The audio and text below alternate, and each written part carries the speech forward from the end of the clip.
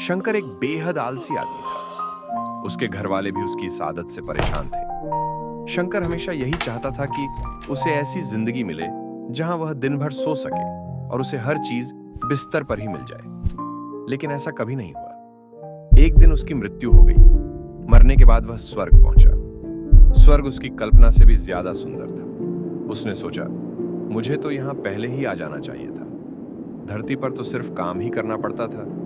खैर, अब यहां आराम की जिंदगी जीऊंगा। शंकर यह सब सोच ही रहा था कि तभी एक देवदूत उसके पास आया। देवदूत ने हीरे जवाहरातों से सजा बिस्तर दिखाते हुए कहा, आप यहां आराम से रहिए। जो भी चाहिए आपको बिस्तर पर ही मिलेगा।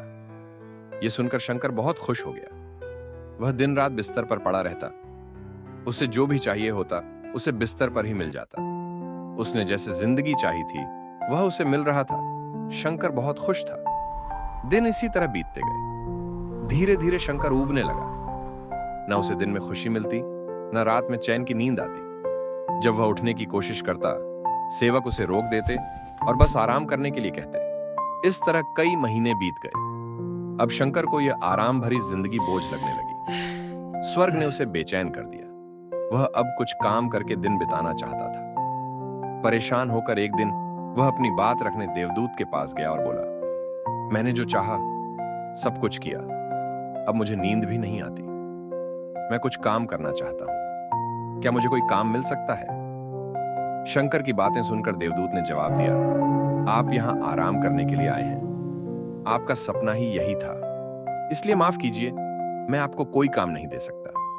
देवदूत की बात सुनकर शंकर गुस्से में बोला, क्या बात है, इस जिंदगी से तो मैं ऊब चुका हूं।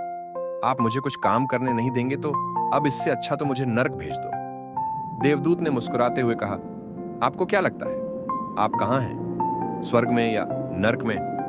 देवदूत ने ऐसे बोलते ही शंकर हैरान होकर बोला, मुझे कुछ समझ नहीं आया, आप क्या बोल रहे हो? फिर देवदूत ने समझाते हुए कहा, असल स्वर्ग वही है जहां इंसान मेहनत करता है, अपने परिवार का पालन पोषण करता है और उनके साथ खुशियां बांटता है।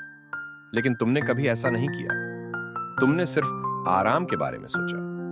जब धरती पर थे तब आराम चाहते थे।